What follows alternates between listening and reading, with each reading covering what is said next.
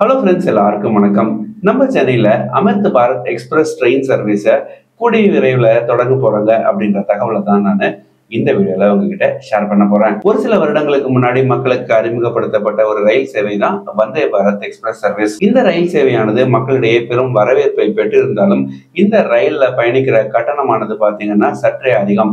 இந்த ஒரு காரணத்தினாலேயே நிறைய பேர் இந்த ட்ரெயினை பயன்படுத்துறது கிடையாது. அதுவும் குறிப்பா மிடில் கிளாஸ் மற்றும் லோவர் இன்கம் குரூப்ல இருக்கிறவங்க ஒரு 1000 ரூபாய் 1500 ரூபாய் கொடுத்து எதற்காக இந்த ட்ரெயின்ல போனோம், ஒரு 300-400 ரூபாய் கொடுத்தாலே நம்மளால ஒரு ட்ரெயின்ல பயணிக்கும் போது எதுக்கு இவ்வளவு காஸ்ட்லியா செலவு பண்ணி போனோம் அப்படின்னு யோசிச்சுக்கிட்டு நிறைய பேர் வந்தே பாரத் ட்ரெயின்ல போறத தவிர்க்கிறாங்க. இது ஒரு பக்கம் இருக்கு. எங்களால அஃபோர்ட் பண்ண முடியும் அப்படின்னு நினைக்கிறவங்க வந்தே பாரத் ட்ரெயின் சர்வீசஸை பயன்படுத்தி தான் இருக்காங்க. வந்தே பாரத் ட்ரெயின்ஸ் ஒன்றும் ஓட்டிட்டு ஜாலியா போறதில்ல. அந்த ட்ரெயின்ஸுமே பார்த்தீங்க அப்படின்னா ஜாம் பேக்கடா ஃபுல்லா தான் போகுது. அந்த ட்ரெயின்லையுமே டிக்கெட்ஸ் ஆனது கிடைக்க மாட்டேங்குது. வந்தே பாரத் ட்ரெயின்ல இருக்கிற ஃபெசிலிட்டிஸ் ஒரு நார்மல் மீல்லயோ ஒரு எக்ஸ்பிரஸ் ட்ரெயின்லயோ இருக்குமா அப்படின்னு பார்த்தா இருக்காது. அதனாலதான் அது ஒரு லோ காஸ்ட் அஃபேரா இருக்கு.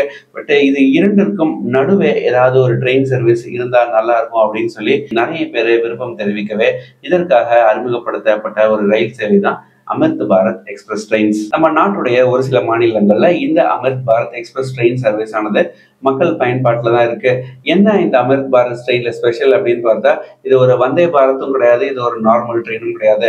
வந்தே பாரத்ல என்னென்ன ஃபெசிலிட்டிஸ் இருக்கோ அந்த ஃபெசிலிட்டிஸ்ல ஆல்மோஸ்ட் ஒரு 70 to 80% இந்த அமிர்த் பாரத் எக்ஸ்பிரஸ் ட்ரெயின்ஸ்லயும் இருக்கும். ஆனா ஒரே ஒரு வித்தியாசம் தான், காஸ்டிங் ஆனது பார்த்தீங்கன்னா 1500 1800 அப்படின்னு இருக்காது. இந்த ட்ரெயினுடைய காஸ்டிங் ஆனது பார்த்தீங்கன்னா அரௌண்ட் ஒரு 700-800 அப்படின்ற மாதிரி இருக்கும். இன் ஷார்ட்டா சொல்லணும் அப்படின்னா வந்தே பாரத் ட்ரெயின்ஸ் உடைய ஒரு லோ காஸ்ட் வெர்ஷன் தான் இந்த அமிர்த் பாரத் எக்ஸ்பிரஸ் ட்ரெயின்ஸ். நம்ம சென்னையில இருந்து மைசூர், கோயம்புத்தூர், திருநெல்வேலி, விஜயவாடா போன்ற ஊர்களுக்கு வந்தே பாரத் ட்ரெயின்ஸ் ஆனது இயக்கப்பட்ட வரும் நிலையில நம்ம சென்னையில இருந்து வெஸ்ட் பெங்கால்ல இருக்கிற ஹவுரா நகருக்கு கூடிய விரைவில் அமிர்த் பாரத் ரயில்வே சேவையானது தொடங்க போகுது. இந்த ட்ரெயின் சர்வீசஸ் ஆனது எக்ஸாக்டா எந்த நாள்ல இருந்து தொடங்க போறாங்க அப்படின்ற தகவல் இப்ப நமக்கு தெரியல.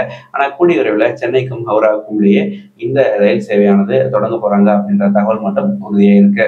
இந்த ட்ரெயின்ஸை நம்ம சென்னையில் இருக்கிற ஐசிஎஃப்ல தான் தயாரிக்கிறாங்க. இந்த வருடம் மட்டும் கிட்டத்தட்ட ஒரு 50 அமிர்த் பாரத் எக்ஸ்பிரஸ் ட்ரெயின்ஸை நம்ம ரயில்வே சிஸ்டம்குள்ள இன்ட்ரோடியூஸ் பண்றதுக்கு இந்தியன் ரயில்வே பிளான் பண்ணிட்டு இருக்காங்க. இந்த ட்ரெயின் சர்வீஸை வாரம் இருமுறை இயக்கலாம் அப்படின்னு சொல்லி திட்டமிட்டு இருக்காங்க. இதோடைய டோட்டல் டிஸ்டன்ஸ் ஆனது பாத்தீங்கன்னா அப்ராக்சிமேட்லி ஒரு 1660 கிலோமீட்டர்ஸ் அப்படின்ற மாதிரி வருது. பயண தூரத்தை பொறுத்தவரையில கிட்டத்தட்ட 26 மணி நேரமா இருக்கும் அப்படின்ற மாதிரி சொல்லியிருக்காங்க. அஃபோர்டபுள் ட்ரெயின் செக்மெண்ட்ல இந்த ட்ரெயின்ஸை இன்ட்ரோடியூஸ் பண்றதுனால இதோடைய பிரைசிங்கை வந்தே பாரத் ட்ரெயின்ஸை கம்பேர் பண்ணும்போது ரிலேட்டிவ்லி கொஞ்சம் கம்மியா தான் வச்சிருக்காங்க.